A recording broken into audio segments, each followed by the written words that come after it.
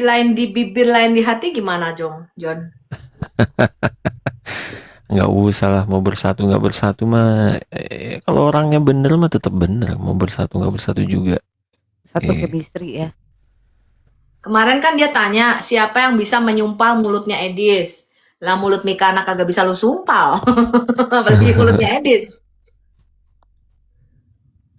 nggak tahu Ya, tuh orang pada ribet hmm. banget sih jadi pada Bang Yo. Jadi ribet ya. Padahal sebenarnya bisa dijelaskan dalam Tritunggal Maha Ketat loh.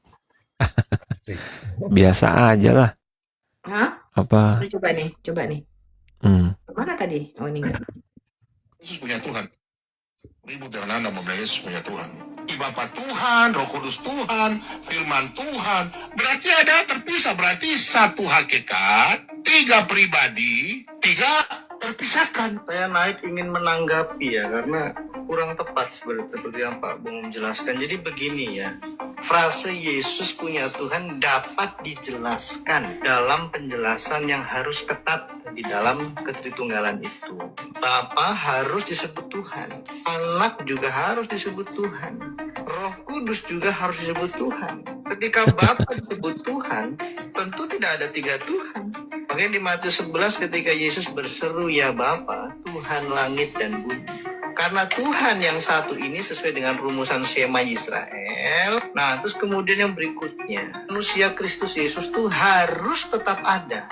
Tidak boleh tidak. Yang Edi sampaikan itu betul. Kemudian kehambaan Yesus juga harus bersifat kekal. Karena itu bicara tentang fungsi pelayanan sebagai nabi, imam, dan raja atau hakim. Kita harus objektif ketika... Pak Todi aja deh, ini kurang jelas kayaknya. Coba Pak Todi.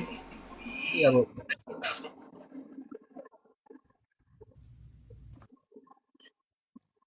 Memang lidah tak bertulang. Lain di bibir, lain di hati. Maksudnya setuju sama Edis bagus, nggak apa-apa. Nggak setuju juga nggak apa-apa sebenarnya. Sama Bang Edis. Stop bilang Yesus punya Tuhan ya. Saya siap ribut dengan Anda membilang Yesus punya Tuhan. Bapa Tuhan, Roh Kudus Tuhan, Firman Tuhan. Berarti ada terpisah. Berarti satu hakikat, tiga pribadi, tiga terpisahkan. Saya naik ingin menanggapi ya, karena kurang tepat seperti yang Pak Bung menjelaskan. Jadi begini ya, frase Yesus punya Tuhan dapat dijelaskan dalam penjelasan yang harus ketat di dalam ketritunggalan itu. Bapa harus disebut Tuhan, anak juga harus disebut Tuhan, Roh Kudus juga harus disebut Tuhan. Ketika Bapa disebut Tuhan, tentu tidak ada tiga Tuhan. Makanya di Matius 11 ketika Yesus berseru, ya Bapa, Tuhan langit dan bumi. Karena Tuhan yang satu ini sesuai dengan rumusan Shema Israel. Nah, terus kemudian yang berikutnya, manusia Kristus Yesus tuh harus tetap ada. Tidak boleh tidak. Yang Edi sampaikan itu betul. Kemudian kehambaan Yesus juga harus bersifat kekal. Karena itu bicara tentang fungsi pelayanan sebagai nabi, imam, dan raja atau hakim. Kita harus objektif ketika merekonstruksi teologi dari Edis TV, dan kita harus memberikan kritik yang membangun. Siapa di sini yang nggak menjilat Edis? Pak Justin setuju kalau ada bahasa statement mengatakan bahwa Yesus punya, ada bahasa kata punya Tuhan. Itu benar nggak, Bro? Bisa dijelaskan dalam Tritunggal yang ketat, nggak masalah. Nggak masalah itu Pak. Frase Yesus punya Tuhan dapat diakomodir melalui penjelasan teologis yang ketat.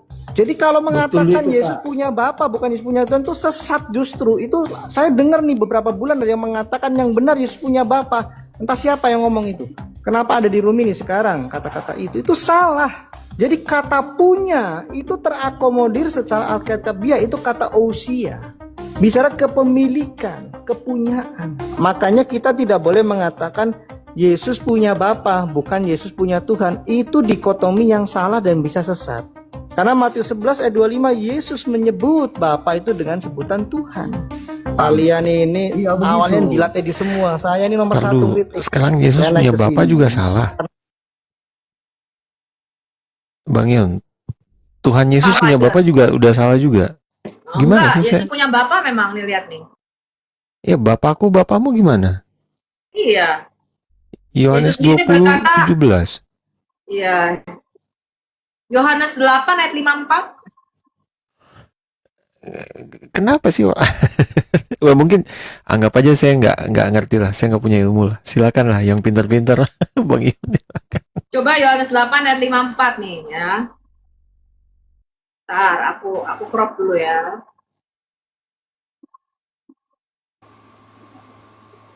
Aku udah bikin ini thumbnail. Nih thumbnailnya tuh firman Tuhan. Jangan thumbnailnya tuh iblis TV kayak gitu-gitu.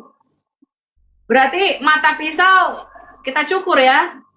Karena mata pisau ternyata katanya kehambaan Tuhan Yesus tidak kekal ya.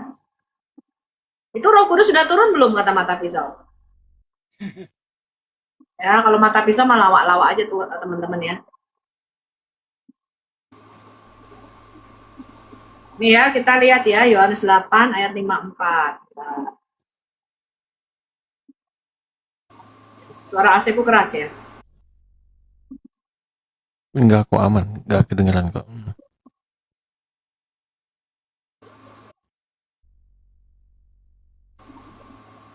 Ya.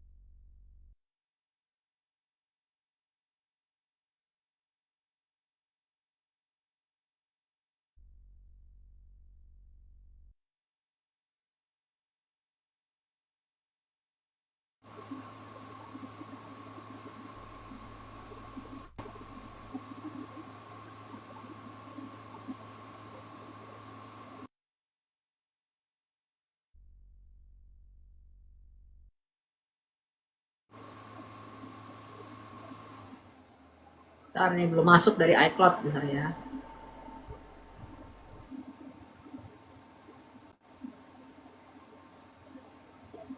Nah, di Yohanes 8 dan 54 Yesus berkata begini, "Jikalau aku memuliakan diriku sendiri, maka kemuliaanku itu sedikit pun tidak ada artinya. Bapakulah yang memuliakan aku. Tentang siapa kamu berkata dia adalah Allah kami." Jadi Allahnya orang Israel itu Bapa dari Tuhan kita Yesus Kristus. Jelas Yesus mengatakan dia punya Bapa. Bahkan dikatakan Bapakku dan Bapamu, Allahku dan Allahmu. Gitu teman-teman ya. Di dalam kemanusiaannya memang. Bahkan sudah dinubuatkan ya di dalam perjanjian lama, anakku engkau. Engkau akan kuperanakkan pada hari ini. Today is your birthday. Itu bahasa aslinya. Today I have begotten you. Hari ini kau kuperanakkan. Hari ini kau kulahirkan. Gitu.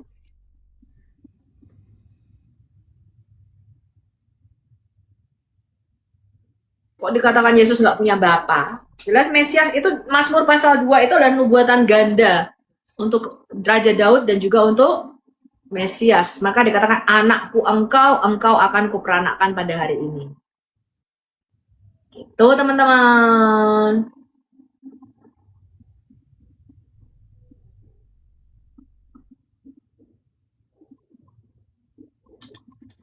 Kok diem? Iya. Ya begitulah. Jadi ya silakanlah buat yang pintar-pintar lah. Makanya saya paling malas bahas-bahas internal. Mending RT nama aja lah saya mah. Kepintaran semuanya. Siapa? Maha benar Justin dengan segala sabdanya.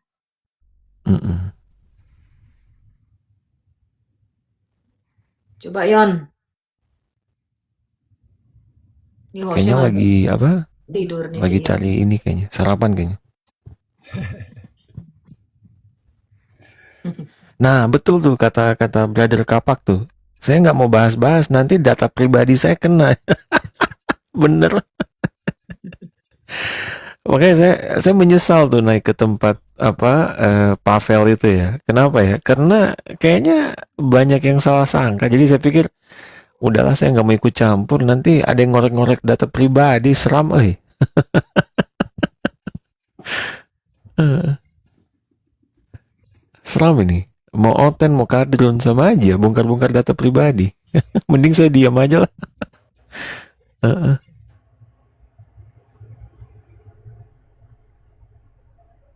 Apa orang kita nggak punya utang, apa yang mau mereka bongkar? Hmm. Yang benar katakan benar. Iya, saya yang pendapat saya dengan segala keterbatasan saya sampaikan, tapi ya apa adanya aja. Kayak gitu ya kayak gitu. Saya nggak Menurut kamu apa yang disampaikan Pavel itu gimana tuh? semu kalau menurut saya. Makanya saya naikkan. Makanya saya naik dan saya ngomongkan. Itu kan cuma damai semu. Saya bilang ke dia, maksud Bang Pavel damai itu apa? Hmm. Kan dia maunya ada apa? Ada di belakang dulu ngobrol biar keluarnya sepakat. Mana pernah ya? Orang dari dulu juga berantem kok. Iya, Dan lagian, di Zoom juga beda-beda semua pendapatnya. makanya saya bilang, apalagi orang-orang milenial ya. Ya kita kan udah pada tua nih. Kecuali saya ya.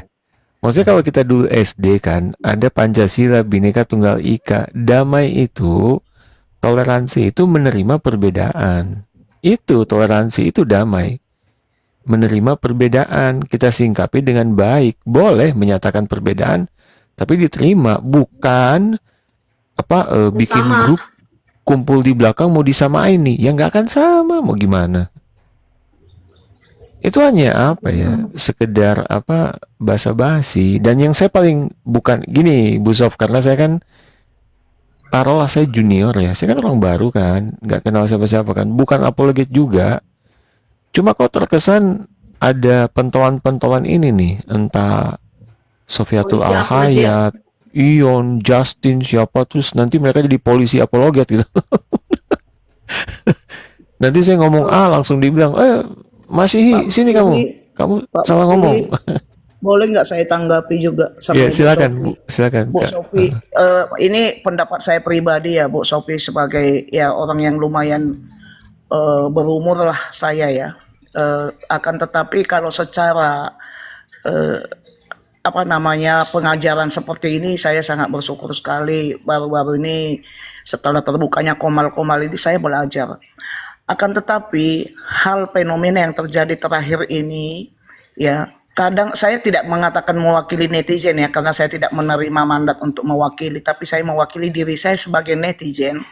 Perlu juga ada hal yang saya sampaikan sebagai saya orang yang cukup sudah matang dalam umur ya tetapi dalam pengetahuan iman mungkin dalam debat atau apa memakai data disitulah saya belajar. Akan tetapi ada yang perlu ingin saya sampaikan juga apapun yang disampaikan para apologet, saya pribadi sebagai netizen saya sangat bersyukur dan bangga. Salut buat kalian, proud buat kalian semuanya. Akan tetapi ada hal yang perlu saya sampaikan sebagai netizen.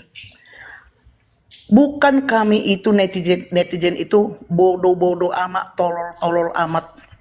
Kalau masalah tentang serapan kata-kata di dalam bahasa Indonesia, karena kita tahu bahasa aslinya itu apa, kemudian diserap dalam bahasa Indonesia, kadang sedikit perbedaan itu pergeseran nilai akibat dari serapan dari bahasa asing ke bahasa kita, kami juga bisa kok mengetahuinya. Intinya aja pengajarannya aja kami sudah itu yang kami apa. Tetapi karena kalian sebagai di sini debaters atau apologet itu memang penting. Tapi saya rasa terlalu membesar-besarkan. Netizen juga tahu kok. Enggak lah bodoh-bodoh kali. Enggak menjadi gara-gara sebutan dia punya bapak, Yesus punya bapak atau tidak menjadikan ajaran Kristus itu jadi berbeda, tidak. Itu aja yang perlu juga kami ingatkan sebagai kami netizen. Jadi di dalam bahasa Indonesia itu ada jeda. Saya belajar itu dulu waktu kelas 1 SMP. Kadang jeda itu bisa mempengaruhi artinya. Kira-kira seperti itu aja analoginya. Misalnya Bu Tuti pergi ke kebun binatang. Ada Bu Tuti, koma, pergi ke kebun binatang. Ada Bu Tuti pergi ke kebun binatang. Bu Tuti pergi ke kebun binatang. Ada. Begitu akhirnya bisa yang menjadikan arti itu jadi berbeda. Jadi hanya gara-gara begitu. Tapi intinya pengajaran itu tidak akan pernah berbeda. Arti dari ajaran Kristus itu tidak pernah berbeda. Jadi kalau bisa kami juga ya sebagai netizen saya mengatakan udahlah nggak usah terlalu dibesar-besarkan sekali lah. Kami butuh pengajaran dari kalian. Saya pribadi yang sudah cukup berumur juga saya terkejut dan sangat-sangat terberkati sekali mengenal kalian para apologet. Jadi cukuplah itu, nggak usah terlalu membesar-besarkan, apalagi seperti kata-kata Justin yang terlalu memakai ini. Kami juga orang-orang netizen ini bukan orang yang terlalu gembel-gembel kali apa. Kami juga mengerti kok bahasa-bahasa seperti itu. Dan kami juga tahu sebenarnya arti yang apanya pun kami tahu kok. Itu aja sih Bu sama Bapak Pak Masihi ya, gitu.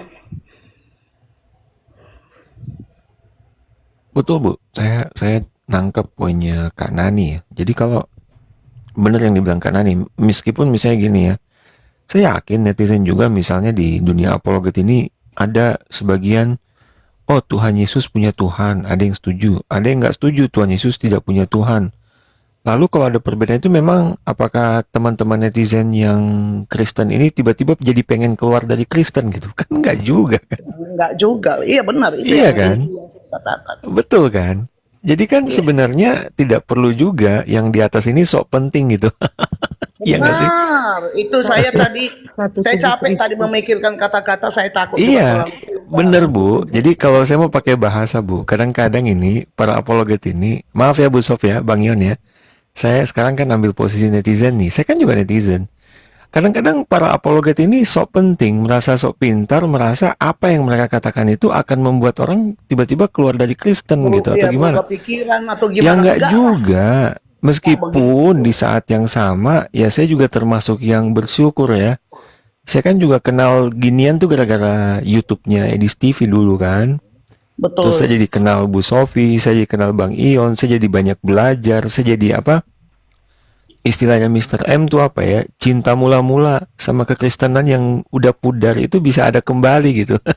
Ya, Gara-gara diskusi lintas iman ini kan, kita jadi pengen belajar lagi. Nah, itu kan semua berkat para apologet gitu. Itu semua. Tapi seperti kata Kak Nani, saya juga yakin lah teman-teman Kristen juga hanya karena ada perbedaan sedikit ini tidak akan membuat orang Kristen jadi pindah keluar. Atau misalnya kemarin Bang Edi sedikit slip tang ya, maksudnya sedikit meleset gitu Iya. lidahnya, itu manusiawi kok. Mengatakan Manusiawi. tentang Itu bukan Kristen berarti mengajarkan jadi politeis. Saya yakin Iya. saya juga kalau udah duduk 3-4 jam ngomong sama kadrun, wah capek kita Bu ngomong sama kadrun itu sebenarnya ya. Mereka kan botolnya, kalaupun tidak botol mereka pura-pura botol kan. Terus Iya. tiba-tiba diajak debat sama sesama Kristen, kan itu bikin enak sebenarnya. Saya Jadi kadang-kadang mungkin pikiran udah nggak lurus, terus ada slip tang ya, manusiawi, benar-benar itu secara psikologi kita akui itu. Karena nggak ada apa? masalah saya. Ya, itu dia harus berusaha menekan emosinya, berusaha mengatur kata-katanya. Disitulah saya sebagai yang lebih berumur dari dia, saya justru belajar juga samanya. Ya, itu Betul. juga pembeda dia dengan yang lain-lain. Jadi harap itu para apologet yang jelas-jelas itu tolong dong belajar. Kenapa orang simpati pada Edis? Edis tidak pernah meminta dia supaya dikasih simpati. Ya, Ya, tapi tetap aja kita juga jangan gini. tidak mempertuhankan dia, tidak menyembah dia. Maksudnya Tidak, jangan juga kita tidak. mikir semua yang dibilang Bang Edis tuh pasti benar, nggak juga. No. Saya pribadi bukan orang tipe seperti itu, bukan. Iya, betul. Saya pribadi tidak seperti orang itu. Saya mungkin saya suka, salut atau apa, sekedar situ. Sampai sekarang saya bukan bilang apa, saya suka lagu ini, suka lagu ini apa, tapi atau bintang film. Tapi saya tidak pernah mengidolakan sampai yang gimana. Saya nggak pernah itu. Enggak. Betul. Itu sifat saya. Saya senang dengan karyanya, senang dengan aktingnya, senang dengan apa dia, sampai di situ. Saya tidak akan betul, pernah betul. jadi historis, jadi gimana sampai pengen tahu apa. Enggak lah. Saya nggak tipe seperti Iya. itu. Itu saja sih yang sebenarnya kadang saya banyak mengikuti perbuatan. Kadang saya dalam hati, apa mereka kira kami ini tidak bisa mencerna dan tidak tahu apa yang benar? Masalah apa etimologi segala macam itu apa namanya dalam bahasa Indonesia itu jeda, apa itu ini, apa itu yang mempengaruhi apa artinya. Karena kita jeda mengatakan apanya membacanya aja itu bisa mempengaruhi arti. Aduh, dalam hati saya kadang gini loh. Emang kami ini dikira tolol-tolol begitu ya? Belum tentu loh. Belum tentu, saya katakan itu belum tentu dan saya pastikan itu belum tentu. Enggak lah, Itu Bang. aja. Tapi betul, cuman memang apa ya? Tapi kan niatnya tapi tetap ya saya ngomong gitu kan. Sorry ya, kesannya saya bilang apologet sok penting bukan, tapi maksudnya apologet juga kan melakukan ini kan ya apalagi kayak Bu Sofi, kayak Bang Edis gitu kan. Itu kan Iya, Bang benar-benar Ion dan pengajaran lain-lain itu maksudnya itu kan benar saking memberkati. cintanya ya sama Iya, kekristenan benar-benar. makanya sampai merelakan segalanya gitu. Makanya mereka Iya dong, seserius itu gitu. Cuma kadang-kadang saking seriusnya sampai ke bawah apa terlalu emosi. apa ya? Terlalu passionate ya kalau bahasanya Bu Sofi ya, terlalu bergairah gitu kan. Bu Sofi ya. Kayak Bu Sofi nih, kalau dia lagi ngajar, dia lagi bahas Alkitab, wah kan luar biasa dia Secara bergairahnya gitu psikologi betul-betul. ini Pak, secara Mm-mm. psikologi orang seperti Bu Sophie kita maklumi. On Saya fire, tidak On bukan fire betul Pak Apple. Nah, on saya bukan fire. tipe orang yang ini ya. Kalau saya bilang kalau saya tidak suka, saya tidak akan pernah membilang saya suka. Itu tipe saya ya. Hmm, hmm. Karena gini, geram gitu loh. Ini loh gitu. Ada itu kegeraman itu tadi gitu loh. Nah, jadi berangkat dari apa itu? Bukan mereka juga yang tidak tahu, tetapi ini dijadikan menjadi topik. Kalau bisa dipersulit, kenapa dipermudah? Kan begitu. Jadi jadi bahan perbincangan. Tadi sebenarnya kecil sekali sebenarnya obatnya ini masalahnya. Cabut aja iri hati, jealous tadi. Selesai itu. Itu Tapi nggak aja. pak, Mereka ya ya, ambil why? kalau kalau Kenapa hanya Edi? positifnya, Iya, tapi kenapa ada hanya Edi? positifnya Bu Nani. Jadi kayak gini Iya, ya, ya karena nih silakan. ya, maksudnya banyak rame-rame gini, jadinya apa coba?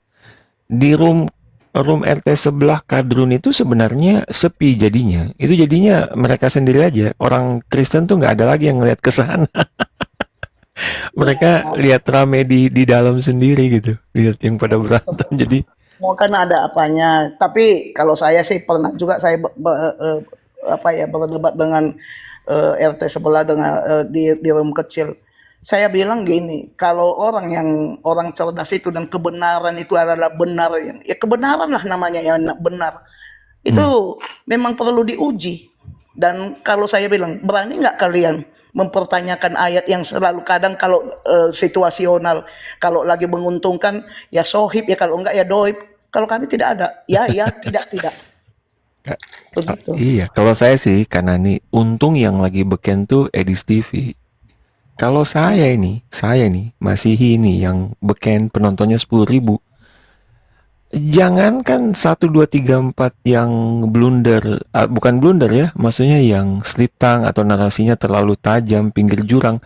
Saya kayaknya setiap hari satu. Ada pasti ada yang keluar dari mulut saya tuh pasti ada yang nggak sesuai tuh pasti ada. Ya orang Ya, gimana Pak. ya? Kita manusia kok, bukan ini. Kan yang penting Ya, ada yang ngasih tahu baik-baik gitu. Misalnya coba bukan bilang begini, kan kita ngasih tahu orang kan. Bisa bilang misalnya Bang Ion, kayaknya yang Bang Ion kemarin bilang itu coba deh lihat lagi benar nggak sih kayak gitu gitu. Sesuai nggak sih? Terus misalnya Bang Ionnya, oh iya ya, ternyata ini ya udah klarifikasi, selesai kan? selesai. Aman. Kalau kayak gitu kan bagus, nggak kayak oh sesat kamu, saksi Yehova kamu, bongkar datamu, woi itu kan apa itu? Ya, dari Itu situlah kita mah, tahu dangkalnya mereka. Jadi dari situ juga dari gaya dia berbicara, dari gaya dia melawan lawannya saja, kita tahu bahwa kualitasnya di mana kan begitu. Jadi Tapi saya juga udah mulai saya tahan nih karena salah-salah saya berdiri, tiba-tiba nanti saya kan selama ini kan bebas ya, sesuka saya aja. Saya mau main di room Bang Ion, saya main. Dulu juga saya main di roomnya penginjil TikTok atau di tempat yang lain juga saya datangin. Kalau saya nyaman saya datangin gitu. Saya emang nggak terlalu mikirin apa kubu-kubu atau apa. Cuman semakin lama saya bahas ginian, kayaknya nanti pada dipikir saya ada kubunya. Nanti Tapi cari kalau saya data pribadi, pribadi Masihi, siapa ini? Di mana dia? kalau saya pribadi Bahaya sih nih mereka ini. masih I don't care. Ya, saya I saya don't masih care care about sih, it. Bu. Ya, Punya anak saya. enggak, soalnya ya saya juga saya udah itu tadi sifat saya pribadi itu bukan berarti saya menjadi pengagum, jadi penyembah tolol, enggak saya nggak akan pernah itu sifat saya seperti itu. Saya kagum, Hmm. salut, cukup situ dan saya tunjukkan dengan rasa hormat saya. Tapi kalau namun katanya menjadi penyembah dan apa, ya tidak. Itu tadi makanya kadang kan saya sukanya di narasi Edis. Jangan suka sama saya, Bu. Katanya kalau ada saya kami begini sama Edis ngefans. Saya di situ yang saya ukur. Ketika orang itu humble, itu sudah salah satu tolak ukur. Seharusnya bisa dia seharusnya dia itu bisa kena power syndrome loh. Tapi dia selalu berusaha untuk humble. Nah, disitulah letak kecerdasan seseorang. Karena IQ dengan EQ, SQ itu harus sebanding. Hmm. Tapi Jadi dia kalau Ini ada kemarin orang ya yang kalau di gereja ibu-ibu semua nyeret-nyeret Edis, tante-tante semua nyeret Edis, diseret-seret kemana-mana, tante-tante semua penggemarnya. Nah, tapi jangan hati kita itu terbawa kepada mengidolakan seseorang. Makanya dulu kenapa nggak ada yang pernah tahu saya? Kenapa? Karena saya nggak mau orang itu mengidolakan seseorang. Karena betul, hati Ibu. kita akan bergeser daripada Tuhan. Iya. Nah, karena Power dulu sih. saya begitu tuh, pendeta saya tuh sangat karismatik, teman-teman. Orangnya sangat karismatik. Apapun yang dia omongkan, semua orang ikut. Ya, sehingga kalau dia melakukan satu kesalahan itu nggak ada yang berani protes.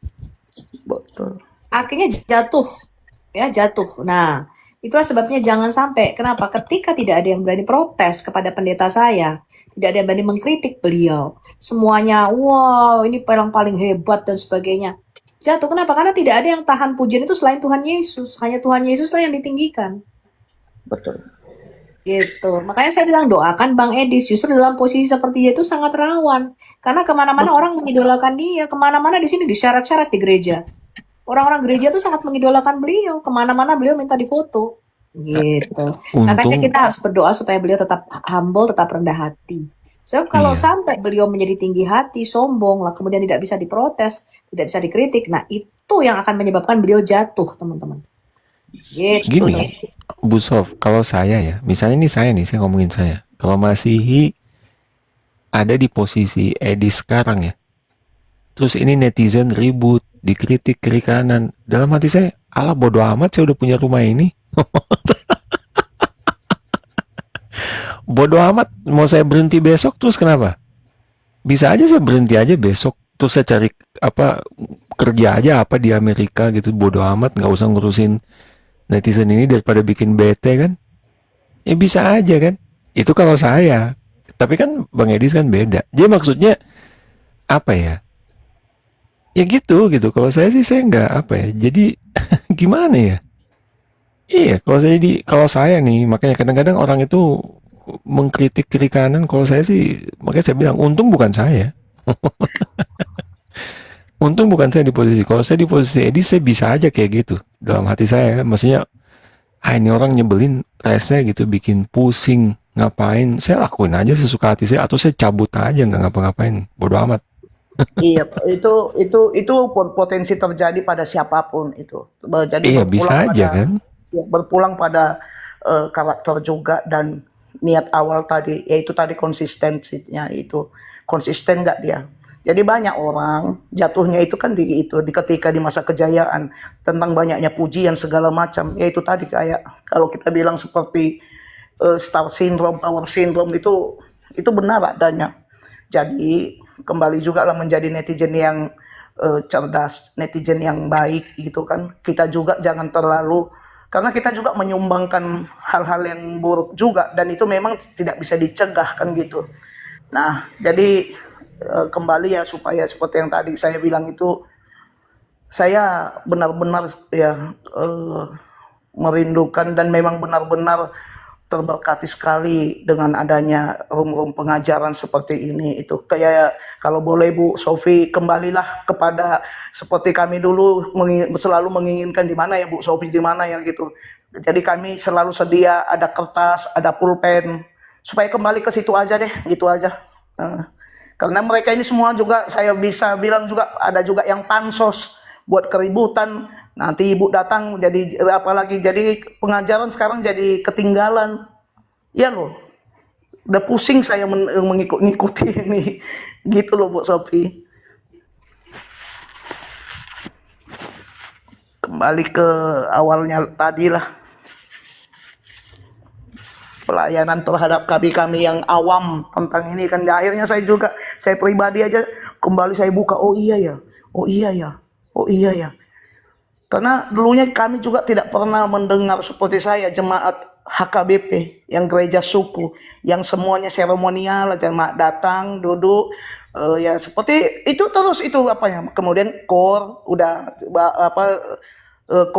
khotbah ya udah pulang itu.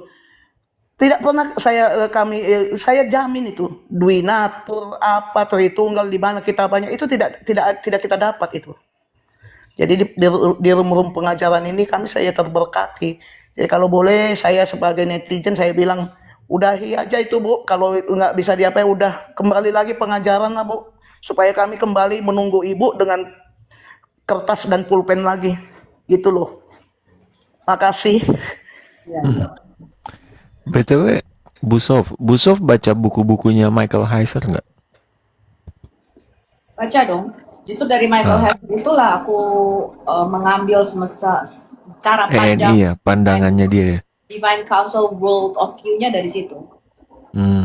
Maka aku bisa memastikan bahwa Kejadian 1 ayat 26, kemudian Kejadian pasal 11, Kejadian 3, Yesaya pasal 6, siapa yang akan aku utus, siapa yang mau pergi bagi kita, kata kita di situ memang bukan Trinity tidak di situ. Ya, sudah kuduga. Bukunya itu ya yang The Unseen Realm itu ya. Betul. Jadi kalau bukan hanya itu, jadi dia mensinkronkan antara apa namanya Ancient Near East, cara pandang Ancient Near East dengan cara pandang di dalam Alkitab kita itu memang sejalan. Makanya contoh nih yang selalu ditanyakan Muslim kan selalu bertanya kenapa dikatakan di dalam kitab Ayub itu ada tiang-tiang langit, betul nggak? Kenapa langit bertiang? Itu hanya bisa dijelaskan kalau kamu mempelajari apa yang namanya kosmologi dan kosmogoni di dalam Ancient Near East. Ya tapi Bu, siap-siap aja Bu. Kayak Michael Heiser itu kan dibilang heretik dan politeis. Michael Heiser nggak pernah disebut politeis. Ya enggak, tapi banyak aja yang menuduh dia kayak gitu. Oh ya, karena dia kan mengambil Mazmur pasal 82. Iya, dan ya orang yang nggak suka sama dia banyak. Jadi kalau Bu Sofi sekarang memutuskan membawa narasi itu ya memang bukan hanya Michael Heiser, dari Chuck Missler juga mempunyai cara pandang yang sama. Chuck Missler, kemudian aku banyak belajar juga dari Learn the Bible 24 Hours itu ya. Kemudian dari David itu juga cara pandang yang sama, Ancient Near East. Jadi justru dengan cara pandang Ancient Near East ini aku lebih memahami apa yang Alkitab sampaikan. Itu hanya bisa dijelaskan di dalam cara pandang Ancient Near East. Tanpa itu kamu akan sulit. Kamu akan melakukan interpretasi sendiri. Ya, Bu Sofi aja, saya diam-diam aja di belakang Bu ya. Makanya mereka kan sering bertanya, Sofia selalu membawa apa itu timur dekat purba. Mereka mentertawakan itu.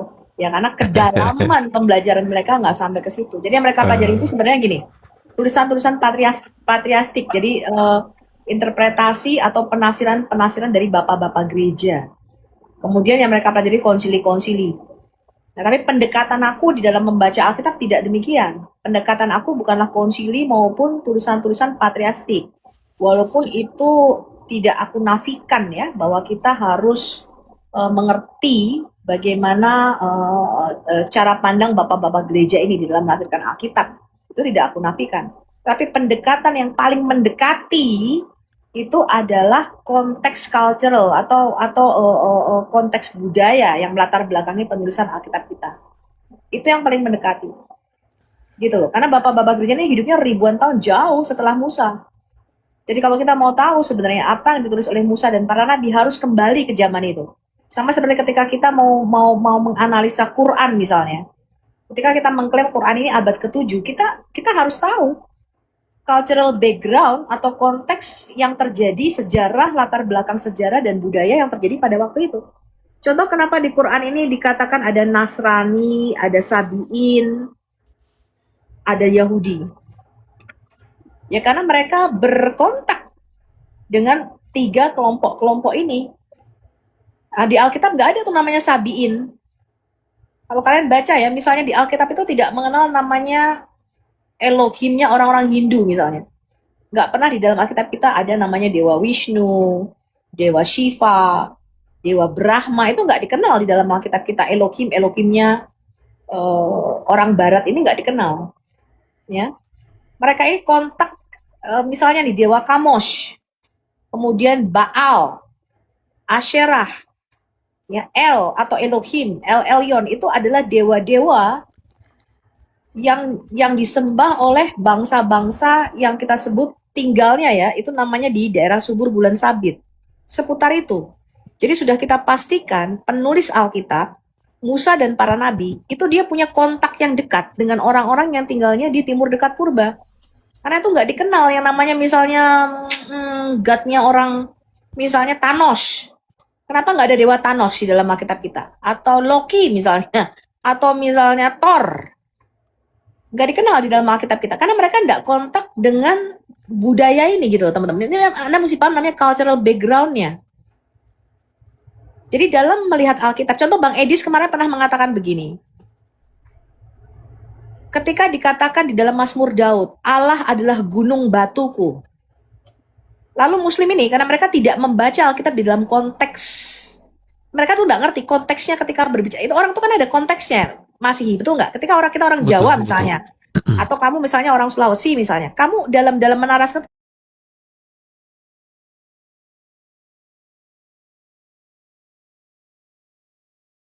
background. Ketika Muslim tidak mengerti konteksnya Daud itu siapa, dia nggak tahu Daud itu siapa. Dia taunya Nabi. Daud ini itu panglima perang teman-teman. Ya, dia tuh pahlawan perang. Bang Edis pernah mengatakan pada waktu itu kalau orang berperang, supaya mereka tuh kan perangnya bukan pakai bom pada waktu itu. Anda mesti paham ya, zaman-zaman Daud tuh nggak ada bom, nggak ada senapan, nggak ada AK-47 itu belum ada.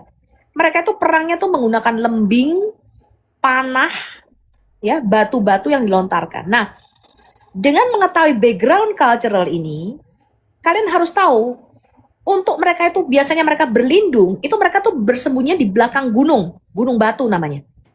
Paham ya? Itu caranya mereka, karena mereka berperangnya seperti itu. Nah, batu namanya. Paham ya? Itu caranya mereka, karena mereka berperangnya seperti itu. Nah,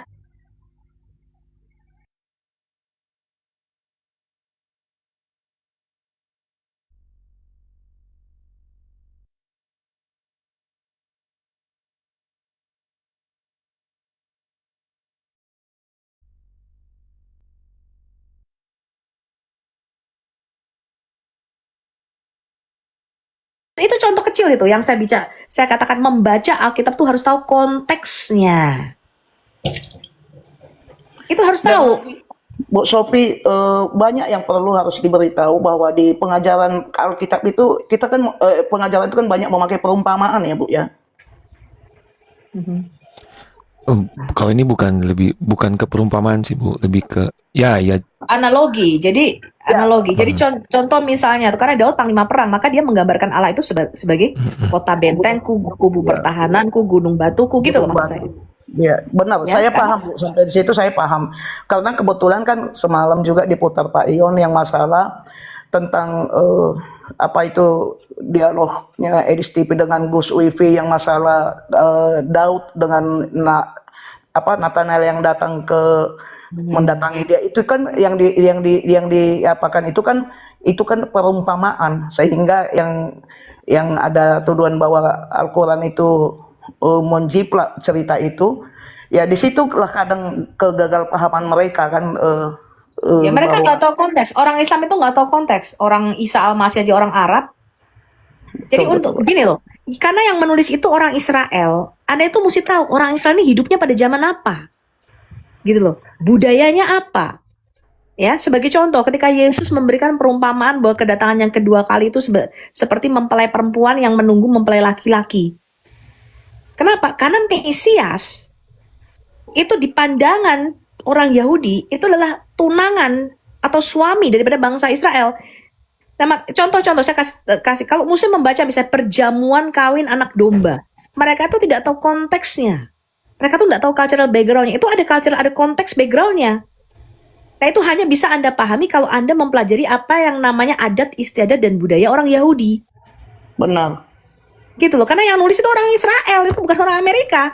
Nah, kalau Anda tahu bagaimana caranya orang Israel melakukan namanya pertunangan maupun perkawinan, maka nanti Anda akan memahami. Itu sangat indah sekali perumpamaan dan analogi itu. Tapi karena orang Islam ini buta konteks, mereka tuh nggak tahu sejarah. Anda perlu paham, orang Islam ini tidak tahu namanya sejarah, teman-teman. Ya, jadi Quran ini bukan kitab sejarah, tapi kitab dongeng.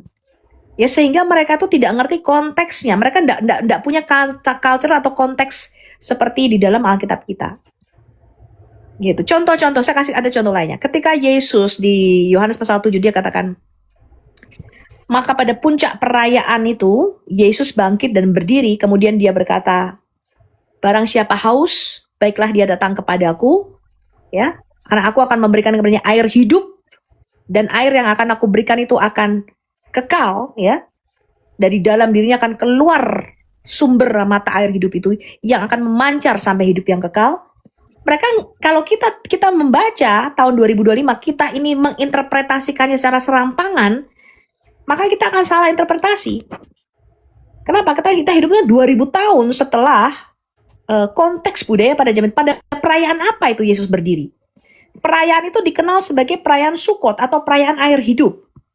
Itu 7 hari dirayakan. Puncak perayaan itu adalah hari ke-7, di mana imam besar itu mengambil air dari kolam dan dia mencurahkan air hidup itu artinya air yang mengalir. Nah, ini ada banyak orang yang nggak paham ini konteks atau cultural backgroundnya ini.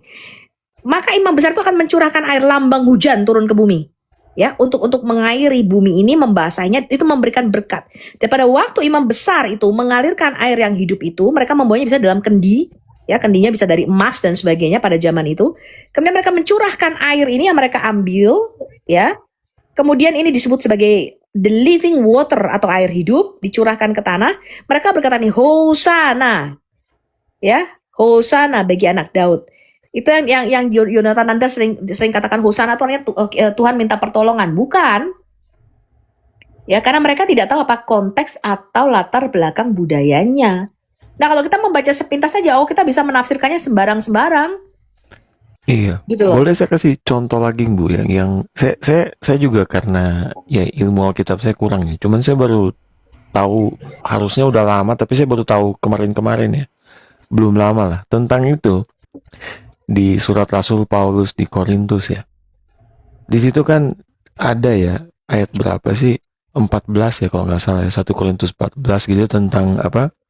Wanita tuh harus diam ya di di gereja atau di maksudnya larangan, seolah-olah banyak yang mengartikan Rasul Paulus melarang wanita untuk mengajar.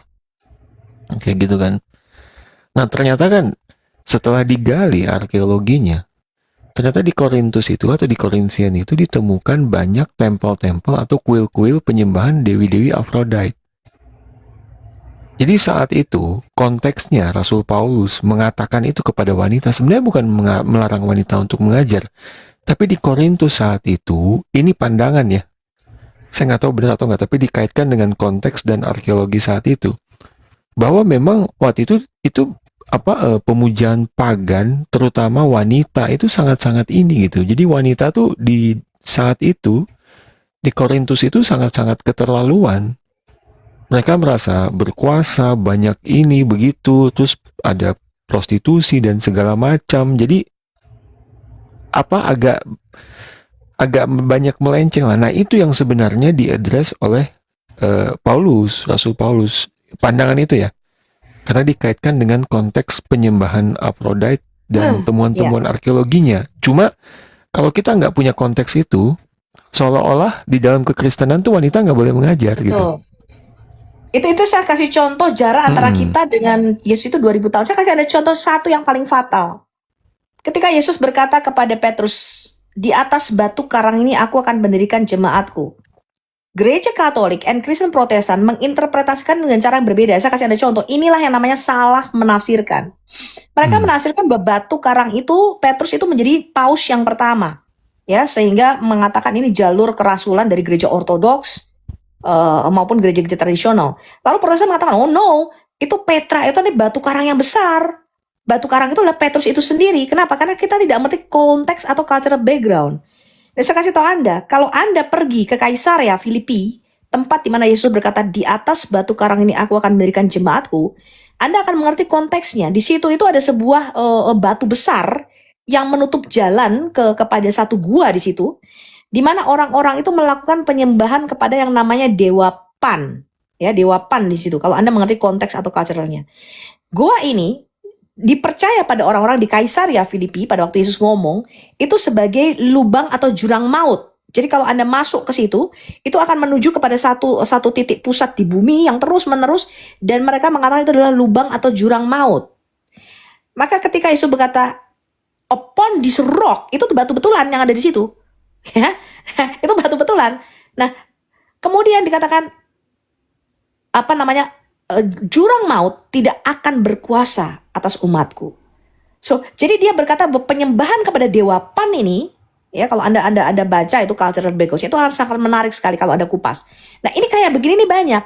Dan sehingga kenapa? Karena gereja ini ribuan tahun jauh, mereka memberikan penafsiran yang berbeda terhadap ucapan Yesus. Paham nggak maksud saya? Akhirnya terjadi bentrok, penafsirannya beda nih. Oh enggak, itu Petrus kok batu karangnya. Oh enggak, batu karang ini adalah pengakuan Petrus. Jadi Petrus ini bukan paus pertama. Nah, antara gereja Protestan dan gereja tradisional, Ortodoks dan Katolik dan sebagainya, terjadi perbedaan penafsiran. Kenapa? Karena kita nggak ngerti konteks cultural background pada zaman Yesus. Itu yang saya bilang, menafsirkan Alkitab tapi tidak melihat konteks budaya pada waktu itu, sehingga kita salah nafsirin. Nah, ketika saya mengatakan kita harus membawanya pada waktu Musa dan para nabi menulis Alkitab, orang-orang menertawakan itu. Bu Sofi ngajarin timur dekat purba katanya. Jadi mereka itu tidak ngerti bahwa Alkitab itu tidak ditulis antah berantah tanpa konteks atau culture. Itu saya kasih ada, dan itu fatal loh. Karena apa? Menyebabkan perpecahan gereja. Karena gereja menafsirkan batu karang itu dengan cara yang berbeda. Karena baik kedua-duanya ini ya, aliran kedua gereja besar ini, itu mereka nggak ngerti konteksnya budaya pada waktu itu. Yesus tuh nggak bicara mengenai Petrus diangkat jadi paus, bukan.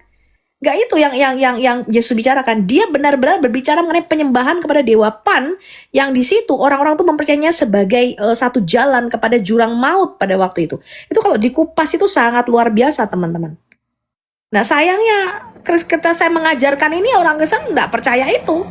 Karena kita sudah terbiasa dengan penafsiran patriastik. Kita percaya sekali penafsiran bapak-bapak gereja ini yang hidupnya ribuan tahun, jauh dari zaman penulis Alkitab itu sendiri. Ya, bolehkah saya katakan, Bu Sophie,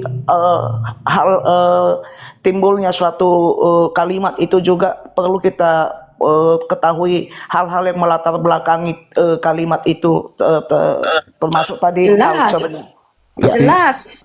Tapi gini teman-teman, sedikit ya. Jadi yang disampaikan Bu Sophie, yang tadi juga sedikit saya sampaikan, konteks itu iya, tapi itu sudut pandang ya. Itu sudut pandang dan kita terima sebagai informasi dan pengetahuan. Jangan kita tuh jadi kayak gini loh. Misalnya Bu Sophie ngomong A, berarti Bu Sophie pasti benar, yang lain salah. Kita jangan kayak gitu. Jadi, dan juga kalau misalnya ada orang yang mengatakan, oh saya berbeda pandangan dengan Bu Sophie. Misalnya saya berbeda pandangan dengan Bu Sophie terkait tadi yang di batas batu karang misalnya. Matius 16, 18 itu. Nah kan, itu kan beda pandangan. bukan berarti saya pasti benar, Bu Sofi yang salah, atau Bu Sofi pasti benar, saya pasti salah. Jadi Ya, padahal cek. sebagai netizen yang bijak, silahkan terima sebagai informasi. Kalian kalau mau cek sendiri, tanya kepada hamba Tuhan, tanya kepada Romo, tanya kepada pendetanya, atau kalian Google sendiri, lalu putuskan sendiri aja. Oh, saya lebih setuju dengan Bu Sofi misalnya, atau saya lebih setuju dengan Masihi terkait batu karang misalnya. Ya sudah, nggak apa-apa, segitu aja. Nggak perlu Sederhana itu. sesederhana itu kan, terima aja perbedaan. Ketika kamu tidak menaik konteks atau cultural background, kamu akan memberikan penafsiran terhadap perkataan Yesus itu dengan cara yang berbeda. Itu satu contoh batu karang. Iya, Karena gereja tradisional memakai perkataan Yesus mengarang bahwa Petrus adalah paus pertama dari perkataan Yesus itu. Padahal Yesus nggak ngomong begitu tuh. Konteksnya dia nggak bisa bicara itu. Makanya kamu mesti melihat Kaisaria Filipi, tempat di mana Yesus berbicara, ada apa di situ? Latar belakang budayanya apa? Lalu batu karang yang dimaksud dengan Yesus itu apa? Nah, dengan melihat konteks atau culture berikut, Anda akan ngerti dengan pasti, oh Yesus itu sedang ngomongin apa sih? Gitu loh. Ya. Kedua misalnya, saya kasih ada contoh, Yohanes pasal 14. Ketika Yesus mengatakan di rumah Bapakku banyak tempat tinggal, lalu Yohanes 14 ayat 6 berkata, akulah jalan dan kebenaran dan hidup. Ada banyak orang berkata tidak ada keselamatan di luar Yesus, betul? Ada banyak pendeta menarasikan atau menginterpretasikan penafsiran Yohanes 14 ayat 6 adalah there's no salvation outside of Jesus Christ. Itu umum itu. Saya dari zaman saya masuk Kristen udah dengar itu. Padahal yang dimaksud kalau Anda melihat konteks budaya dan cultural background, Yesus itu sedang tidak bicara itu. Dia itu sedang bicara bahwa tubuhnya itu adalah bait suci.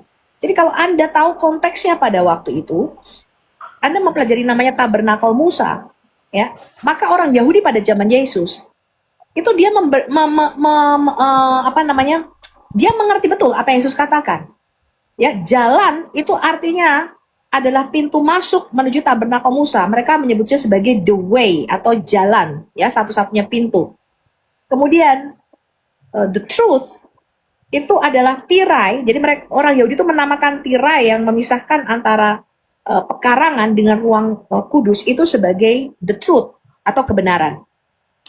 Lalu tirai yang tebal, yang robek pada waktu Yesus mati di atas kayu salib, orang Yahudi menamakannya sebagai the life, karena itu jalan menuju taman di sebelah timur di Eden yang dijaga dua kerub, yaitu yang disebut sebagai pohon kehidupan atau Etz Chaim. Dan mereka menamakan tirai itu sebagai the life atau sang kehidupan. Ruang Maha Kudus itu disebut the life pada zaman Yesus. Dan ketika Yesus bicara I am the way, the truth, and the light, the life, itu Yesus bicara mengenai dia adalah bait kudus itu. Dia adalah satu-satunya jalan supaya kamu bisa mengenal Bapa, supaya kamu sampai kepada kehidupan kekal, yaitu taman di sebelah timur di Eden, kembali, return back to the Eden, maka kamu harus melaluinya. Karena dialah bait suci Allah itu yang berjalan, dialah tabernakel Musa itu yang hidup.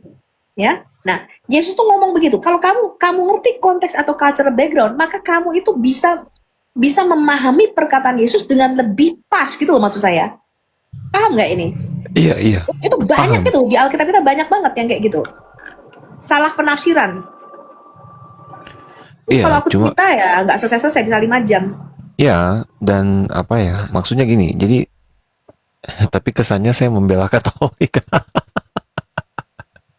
Jadi nggak usah lah. Jadi maksud saya gini, nggak tentang Matius 16:14 itu, ya itu maksudnya itu jadi informasi, dan saya penasaran dan akan saya cek Bu Sof tentang itu ya. Itu juga pengetahuan baru ya. Saya akan cek karena nama Peter gitu atau Petros itu kan memang batu karang itu sebenarnya kan. Namanya Bukan. itu. Jadi kalau kamu baca bahasa aslinya, Yesus tuh berkata begini.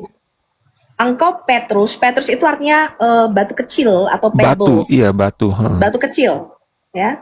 Di atas Petra itu batu yang besar. Ya. Aku akan mendirikan jemaatku dan alam maut tidak akan menguasainya. Nah, kamu harus mengerti di Kaisaria Filipi itu ada apa di situ? Di Kaisaria Filipi. Iya, tadi kan aku sudah ngomong. Iya, makanya pemujian terhadap pan itu, dan barusan aku cek. Dewa Pan ini ya yang mengatakan bahwa di situ itu mereka percaya ya mereka ada batu yang besar di situ, penyembahan kepada Dewa Pan. Itu didirikan satu Petra atau batu karang yang besar.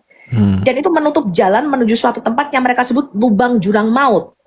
Ya, itulah sebabnya Yesus berkata, upon this rock I will build eklesiaku, dan jurang maut itu tidak akan menguasainya. Nah, kalau Anda tahu penyembahan kepada dewa Pan, ya, Anda tahu cultural background-nya, Anda akan ngerti Yesus tuh ngomong apa. Itu tadi yang aku bilang, gitu loh, maksudnya. Itu contoh-contoh kecil. Kalau kamu mengetahui konteks budaya pada waktu itu, maka kamu akan tahu dengan pasti Yesus tuh ngomong apa. Sayangnya kita ini hidupnya ribuan tahun, sehingga ketika kita tidak tahu, kita nggak pernah ke Israel, kita tidak tahu konteks budaya mereka, kita tidak tahu bahasa yang digunakan Yesus pada waktu itu, kita nggak ngerti. Saya kasih contoh lainnya nih, contoh gini. Yesus berkata gini, kamulah garam. Ya, jikalau garam itu menjadi tawar, dengan apakah dia akan diasinkan? Tidakkah dia akan dibuang dan diinjak-injak orang? Nah, kita mesti ngerti, ini maksudnya apa nih? Kalau kamu nggak tahu cultural background pada itu, kamu nggak ngerti. Dan saya kasih tahu, pada zaman Yesus, orang masak itu bukan pakai garam-garam beriodium kayak kita itu, bukan. Orang masak itu memakai kalau mengasinkan, memberikan rasa asin kepada makanan, mereka itu memakai namanya batu yang diambil dari laut yang ada garamnya. Batu ini namanya batu garam. Nah, orang kalau masak pada waktu itu, ya, kalau kamu tahu cultural background-nya, ini makanya waktu itu Pak Bomo nggak bisa jawab apa itu perjanjian garam. Kenapa Pak Bomo nggak bisa jawab apa itu perjanjian garam? Karena dia nggak belajar cultural background ini. Ya, belajarnya cuman ya interpretasi begitulah ya. Kalau kalian paham ini konteks atau budaya pada waktu orang masak pada waktu itu, teman-teman, itu nggak kayak kita dicemplungin garam beriodium gitu, nggak. Mereka tuh menggunakan batu yang dicelup. Jadi batu ini dicelup setiap kali mereka masak. Batu ini namanya batu garam, itu dicelup. Sampai akhirnya ketika rasa asin dari batu ini sudah hilang, maka batu ini mereka akan buang, teman-teman. Kayak batu-batu biasa tuh diinjak-injak orang aja gitu. Nah, untuk memahami perkataan Yesus pada waktu itu, Anda tidak bisa menggunakan konteks budaya kita. Paham gak sih maksud saya? Kalau kamu menafsirkan perkataan Yesus dengan konteks kita tahun 2025, di mana kita tidak hidup pada tahun itu, kamu tidak akan ngerti maknanya gitu loh maksud saya. Untuk kamu bisa mengerti dengan tepat perkataan Yesus, kamu mengerti dengan tepat apa sih yang Yesus maksudkan. Contoh tadi, kenapa Yesus mengatakan kalau kamu sudah menjadi tawar, ya, maka garam itu menjadi tawar, dia akan dibuang dan diinjak-injak orang. Kalau kamu tidak ngerti konteksnya, lu akan bingung gitu maksud saya. Betul, Bu, betul. Gitu loh. Makanya saya bilang ketika Yesus berkata pada perayaan apa tuh? Kenapa Yesus berkata akulah air hidup itu, barang siapa haus datang kepadaku. Kalau kita nggak mengerti konteksnya, kita kan menafsirkannya tuh liar. Penafsiran tahun 2025 dari lulusan sekolah STT gitu loh. Nggak itu maksud saya. Pendekatan saya tuh bukan itu. Pendekatan saya tuh adalah kamu harus naik mesin waktu, ngerti gak? Naik mesin waktu kembali kepada zaman Yesus pada waktu itu. Kamu harus naik mesin waktu kembali pada zaman Musa pada waktu itu. Sehingga kamu tahu dengan tepat Musa itu ngomongnya apa gitu loh. Kata Injil misalnya, kata Injil ini saya kasih tahu nih ya teman-teman. Ini kata Injil nih, saya kasih Anda.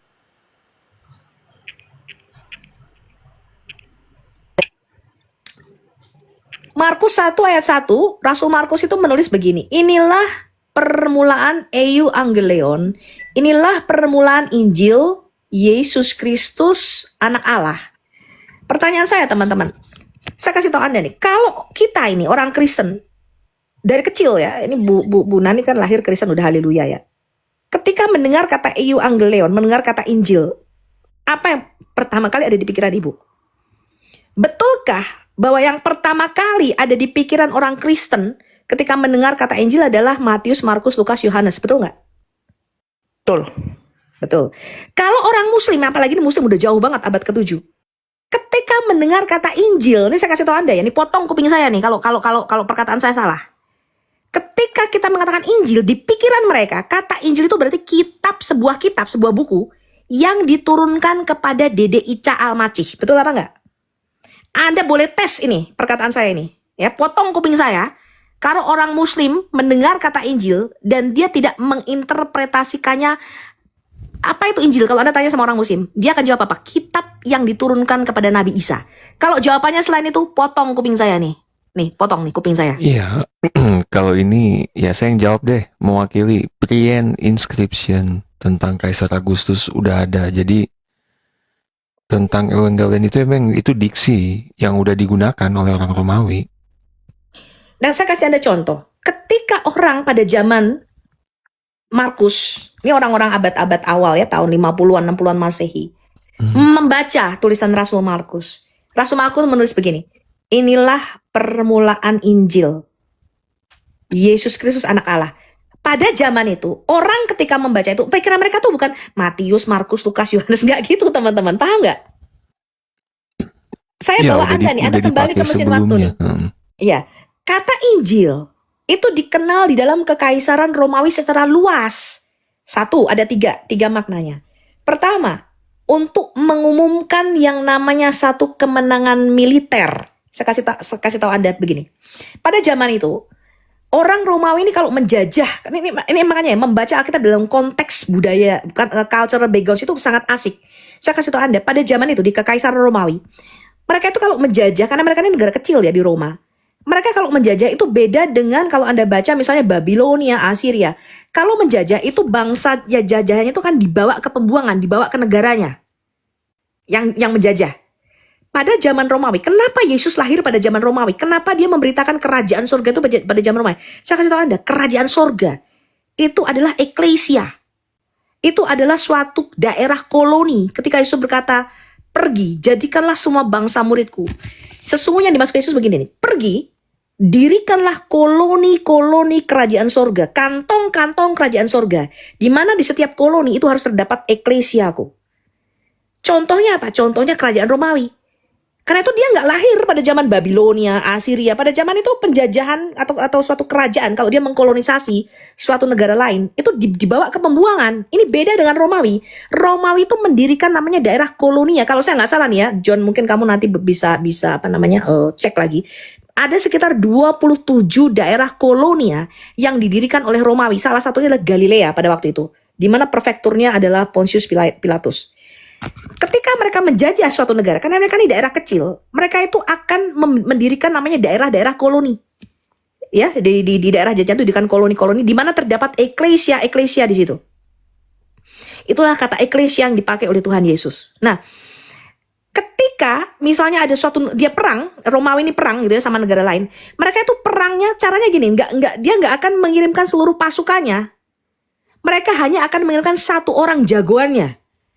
Ya, di mana di tentara kekaisaran Romawi pada itu mana yang paling jago, tentara yang paling sigap, ya paling kuat, dikirim mewakili seluruh daerah kolonial Romawi yang mau direbut pada itu. Kalau satu kota perang lawan kota lain. Demikian juga musuhnya. Musuh ini akan mengirim namanya dutanya, perwakilannya, kayak zaman Daud sama Goliat itu, paham nggak? Pada waktu Filistin perang lawan Israel, itu kan nggak semua tentara maju kan? Mereka kirim Goliat. Nih, kalau Anda bisa ngalahin Goliat, maka kemenangan Goliat, kalau Goliat itu menang, kemenangannya itu impute to all the nations. Jadi kemenangan dia itu menjadi kemenangan bangsa Filistin pada waktu itu. Kecepatan nggak saya ngomongnya? Ngerti ya Anda yang saya maksudkan ya? Jadi nggak perlu seluruh negara maju. Dia cuma kirim satu perwakilannya. Demikian juga Daud. Ya, kalau Daud, maka kemenangan Daud atas Goliat pada waktu itu tuh impute to the nations of Israel. Makanya orang Filistin lari ketakutan pada waktu itu. Kenapa? Karena perwakilannya jagonya nih Goliat itu dikalahkan sama Daud. Nah, itulah yang terjadi pada kekaisaran Romawi pada waktu. Nah, kalau jagoannya ini mereka harus duel sampai mati. Jadi sama seperti Daud dan Goliat. Ya, mereka akan kirim jagoannya dari Romawi, maka bangsa yang akan menjajah ini merebut daerah kolonia Romawi ini juga akan kirim jagoannya. Ini kota lawan kota nih pada waktu zaman penjajahan Romawi. Kalau misalnya orang yang mewakili kekaisaran Romawi pada waktu itu menang perang, maka kemenangannya ini adalah menjadi euangelion, menjadi satu kabar baik. Artinya secara mutlak dia telah mengalahkan musuhnya. Itu kemenangan militer secara total. Nah, mereka biasanya nih akan mengirimkan seorang pelari cepat. Mereka kirim utusan seorang pelari cepat kembali ke daerah yang akan direbut tadi ya, dari jajahan Romawi. Dia biasa akan berdiri di satu bukit, dikumpulkanlah orang-orang di kota itu. Pelari cepat ini akan namanya memberitakan Injil ini. Pembawa kabar baik ini di dalam kekaisaran Romawi disebut sebagai evangelis atau pewarta kabar baik. Ya, itulah yang dipakai oleh gereja menjadi seorang evangelis atau pembawa kabar baik.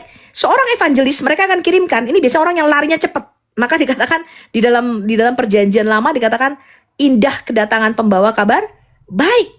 Ya, jejak kaki langkah mereka seperti apa?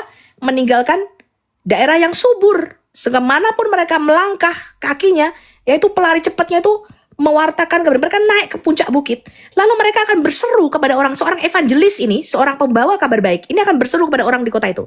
Dia akan berkata begini, tetelestai, tetelestai. Itulah perkataan yang dikatakan Yesus di atas kayu salib. Sudah selesai, finish katanya. Artinya kemenangan secara mutlak telah diberikan kepada kekaisaran Romawi pada waktu itu. Mereka mengatakan, kita menang telak, kita menang mutlak, tetelestai katanya. Jadi seorang evangelis atau pembawa kabar baik itu akan mengatakan tetelestai. Itulah perkataan terakhir yang Yesus katakan di atas kayu salib, yang diterjemahkan Alkitab LI Anda sebagai kata-kata it is finished atau sudah selesai.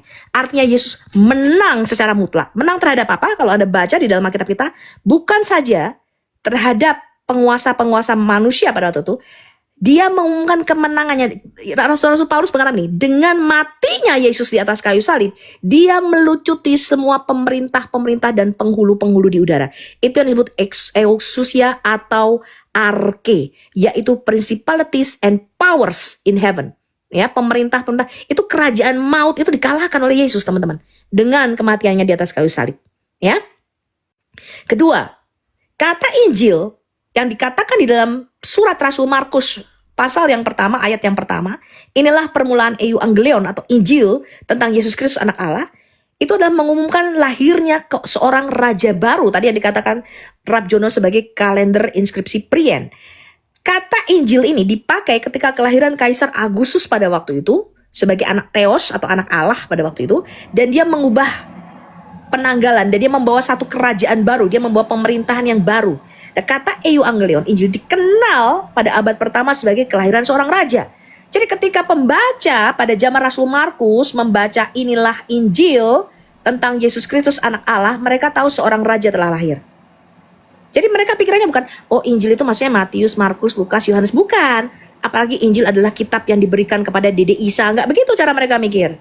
Mereka ngerti ketika Rasul Markus menulis inilah Injil tentang Yesus Kristus anak Allah, mereka ngerti bahwa seorang raja telah lahir. A new king has born. Dan kelahirannya itu membawa suatu pemerintahan yang baru, suatu kerajaan yang baru. Itulah sebab Yesus mengatakan, ia memberitakan Injil yang baru, yaitu Injil kerajaan Allah. Kerajaanku, kata Yesus, bukan dari dunia ini. Yang Yesus beritakan itu adalah kedatangnya kerajaan sorga turun ke bumi. Raja baru telah lahir. A new king has born. Itulah yang kita peringati di dalam Natal. Betul kan? Kita sering nyanyi tuh, Noel, Noel, born is the King of Israel. They know, mereka tahu seorang raja baru telah lahir. Itulah Injil, teman-teman. Itulah kelahiran raja baru. Tapi kerajaannya bukan dari dunia, tidak seperti Kaisar Agustus. Ya, kerajaannya adalah kerajaan yang kekal, sama seperti Lukas 1 ayat 30 sampai 33. Malaikat Gabriel berkata kepada Maria, engkau akan mengandung dan melahirkan seorang anak laki-laki, hendaklah engkau menamai dia Yesus. Dia akan besar dan akan disebut kudus, anak Allah yang maha tinggi, dan Tuhan Allah akan mengaruniakan kepada anakmu tahta Daud, tahta kerajaan. Ya. Dan malaikat Gabriel berkata kepada Maria, berkata apa? Dan kerajaannya, anakmu akan jadi raja yang kekal. Kerajaannya akan kekal selama-lamanya, dan dia akan memerintah atas kaum keturunan Yakub sampai selama-lamanya. Allah menyatakan bahwa kerajaan Mesias akan kekal ada di bumi, sesuai dengan nubuatan Daniel pasal 2, bahwa Allah akan mendirikan suatu kerajaan di bumi yang kekal. Nah, ini Anda mesti paham ini apa artinya Injil atau Evangelion. Ya, bukan hanya Yesus datang menebus dosa lalu kita mati masuk surga, bukan itu. Dia datang bring the new kingdom from heaven to the earth. Dia datang membawa suatu pemerintahan yang baru, the new governmental. Ya, pemerintahan yang baru, kerajaan surga itu turun ke bumi. Ya, raja baru kita telah lahir, dan pemerintahannya akan membawa damai sejahtera. Dikatakan di dalam pemerintahan kerajaan Mesias nanti, di langit yang baru dan bumi yang baru. Sekarang ini belum fully complete, teman-teman. Kenapa kerajaan Mesias kita tidak bisa memerintah di langit yang pertama dan bumi yang pertama? Karena langit dan bumi yang pertama kita ini udah kena kutuk, udah rusak, udah ada kematian, udah ada dosa di dalamnya. Maka surga itu gak bisa fully memerintah di bumi. Tapi Tuhan berkata apa? Pada waktu penciptaan kembali, Pada waktu aku akan recreate ulang, aku akan menciptakan lagi langit yang baru, aku akan menciptakan lagi bumi yang baru. Engkau akan kubawa masuk ke tanah perjanjian, tanah sorgawi yang penuh susu dan madu itu. Di tanah yang baru nanti kalian gak pusing, Bu, gue punya utang ini kena KTA, Bu. Pusing aku kepalaku, Bu, kartu kredit kayak kartu remi. Bu, aku bulan depan gak tahu nanti mau makan apa, Bu Sopi, aku kena sakit penyakit. Dikatakan di langit yang baru, tanah sorgawi kita, Taman Eden yang baru nanti, Yerusalem baru, tidak ada air mata, tidak ada lagi duka cita, tidak ada lagi perkabungan dan kematian, dan tidak ada lagi sakit penyakit, kata Tuhan. Betul? Haleluya. Kalau anda gak bersemangat, gue jadi bingung ya. Gue kalau denger gue sendiri, gue jadi bersemangat. Haleluya, haleluya, puji Tuhan. Semangat kami. That's what God promised to us. It's a new creation. Makanya saya berkata, apa Tuhan datang ke bumi, Yesus lahir itu bukan membawa kita masuk surga. Surga tidak diciptakan untuk manusia. Surga atau dimensi yang tidak kelihatan itu diciptakan untuk makhluk surgawi. Kalau anda baca di dalam Alkitab kita, Yesus datang ke bumi bukan membawa manusia masuk surga. Yesus datang ke bumi untuk membawa surga, pemerintahan surga itu turun ke bumi, bukan membawa kita naik surga, supaya membawa surga itu turun ke bumi. Ya, nah ketiga, kata euangelion di dalam kekaisaran Romawi itu dipakai yang disebut sebagai Pax Romana, yaitu membuat perjanjian damai. Itu adalah kabar baik. Jadi suatu kerajaan ketika dia membuat satu perjanjian damai, itu disebut euangelion atau Injil atau kabar baik. Itu disebut Pax Romana. Nah, karena itu ketika dikatakan kita diperdamaikan, Rasul Paulus mengatakan dengan euangelion, dengan Injil ini, maka kita itu diperdamaikan Allah melalui Yesus Kristus oleh dirinya sendiri, di dalam dirinya sendiri. Maka antara kerajaan surga dan kerajaan Adam yang tadinya berseteru, dikatakan kita ini musuh daripada Allah karena kita ini bertentangan, berseberangan dengan kehendak kerajaan surga, maka melalui darah Yesus, melalui pengorbanan Yesus di atas kayu salib, kita diperdamaikan Allah oleh dirinya sendiri.